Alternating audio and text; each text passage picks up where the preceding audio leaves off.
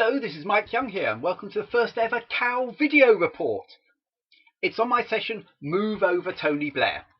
In it, I'm going to show you how we use confrontation analysis to give clarity and focus to a committee game we did on the present political situation in Bahrain. Each side was given a standard one-page briefing, and we sat around a map to role-play what would happen. So far, so normal. But look carefully. What's this? Why are the eyes not transfixed on the map like they are in most cow games? And what's this computer doing?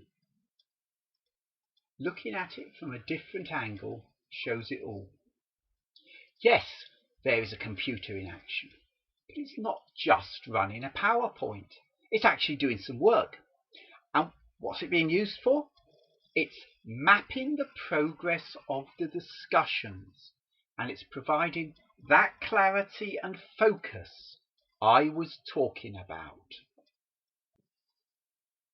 So let's look at the politics of Bahrain.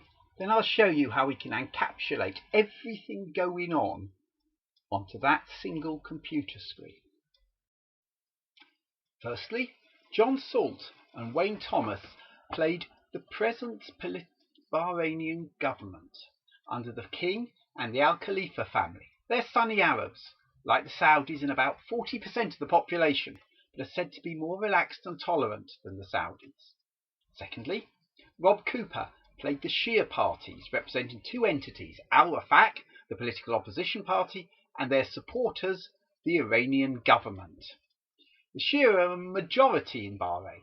They think that the king discriminates against them and that the government is just not democratic enough.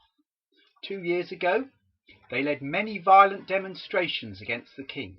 Although they haven't directly said so, many people think they want the government out and an Iranian-backed regime installed. They continually publish strongly anti-government stories, and the government wants them toned down. Thirdly, the Saudis, played by Robert Plum and Alan Paul. These are Bahrain's largest neighbours, and they would be very unhappy if a Shia took over in Bahrain. They support the king, and as do some Sunni extremists, the Salafists. Lastly, Russell King and Stephen Anguilla Milan played the USA and the Western media, those people who shape world opinion about the situation. The US wants a stable Bahrain, and for oil to continue flowing, and it wants its fleet to stay in Bahrain, but it also wants to support democracy. At the moment, the West is supporting Al-Wafaq and the demonstrators against the king, but does it really want the kind of democracy the Iranians and Al-Wafaq would bring? This is how we structure those political issues in the game. This shows the structure of the tables we're trying to build. They're called options tables. Each row in the table represents a particular thing, something that someone can do. It's a verb. The Bahrain government, in this case, could discriminate against the Shia. These columns represent what people are saying in the politics they want to have happen. So what's happening is Al-Wafaq is saying, I don't want you to discriminate against the Shia. So we're going to put a cross there. What about the Bahrain government? Well, what's it saying? It's saying, if you ask them, are you discriminating against the Shia? They say, no, we're not. So we're going to put a cross there. The Western press and the Saudis haven't really said anything about that. So we're going to leave those blank because there's an unstated position on that. What's going to happen here on the right is what's called the threatened future. This is what's going to happen. Now, people disagree about this, but the way we show it is by showing what the person who owns it says is going to happen. What the Bahrain government says will happen at the end of all this is there won't be any discrimination against the Shia. So there's a cross there. Now, everyone's in agreement. So what's the problem? Well, there is one. Al-Wafaq don't believe the Bahrain government. They think they're lying. And the way we show that is to put a little question mark here, red, for that's the colour of Al Wafaq. And that shows they don't believe the Bahrain government when it says, in the future, I'm not going to discriminate against the Shia. And this unbelief, you'll notice, has been registered by the computer in these 5 columns.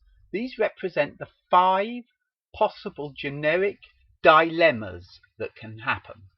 And what dilemmas there are depends on the structures of any ticks, crosses, and question marks in this row.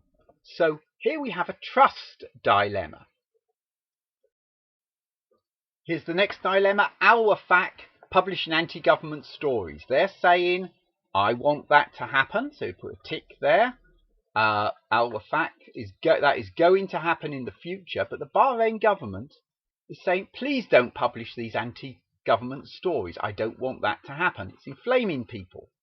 And the Saudis are saying, don't publish these stories. It's inflaming people. So they don't want it to happen. And we've got different type of dilemma appeared here, a persuasion dilemma. You believe someone, you believe it's going to happen, there's no doubt about it, but it's not what you want. So the Bahrain government and the Saudis have a persuasion dilemma. And these stories are being passed on to the Western press, giving another dilemma for the Bahrain government. They don't want the Western press to publish them either. Here's another dilemma. The Bahrain government wants the Western press to publicise its viewpoint, and it's not doing it. And here's another one. Should the king resign? The Bahrain government says no. The Saudi government says no. It's not going to happen. Al Wafaq hasn't stated about it. Now you may think that it wants the king to resign, but it hasn't said so, so we're not going to put that on there. We're going to leave that one blank. Let's just move this one to the top. There we are. So now we've got all these complex policies described in this table. Now another advantage the computer has is that when you click on a particular dilemma, what you get is a computer-generated description of it. Press pause if you want to look at it in more detail. This shows what people can do about the dilemma and just explains it in detail. It's all written by the computer. Press pause if you want to read it. Now, everything anyone does in politics can be expressed as an attempt to get rid of these dilemmas. Let's look at a strategy the Bahrain government used to try and get rid of this dilemma. Just click on it to see what it says. Of the strategies, the Bahrain government tried to use strategy B, introduce a credible and sufficient threat, and possibly strategy E, make it unable to publish anti-government stories. And it did this by jailing people who've been making anti-king tweets and other such things. Now this really annoyed the Western press and Al Wafaq, because their supporters and leaders were being put in jail for making these tweets. The Bahrain government did it, so now there's 2 more dilemmas, and the Bahrain government's hope is that Al Wafaq would stop publishing the stories because of the deterrence. Did it work? Not really. These tweets continued even from prison, and the publicity it gave the Bahrain government just made things a lot worse for it. The world forgot about the actual cause of the conflict, which was this discrimination against the Shia, or believed discrimination against the Shia, and concentrated on this, the punishment the king was meting out. And as a result, things were worse. These tweets continued from jail, and the Bahrain government looked bad in the sight of the world. This is the start position of the game. So, what can happen next? This is usually what happens when you get wargamers to solve this problem. Let's look at what Al Wafaq could do. Says Al Wafaq, I'm going to try Of these 5 strategies, strategy B. I'm going to introduce a credible and sufficient threat.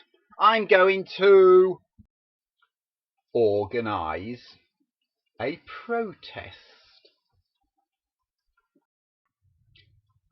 And if that doesn't work, I can always try strategy B again. Introduce a credible and sufficient threat by permanently disrupting the city centre. And if that doesn't work, it's strategy B again. This time, I'm going to attack the policeman. So this is what happens. People have fixed strategies they like using. In this case, strategy B, especially if used by both sides, will lead to tremendous escalation.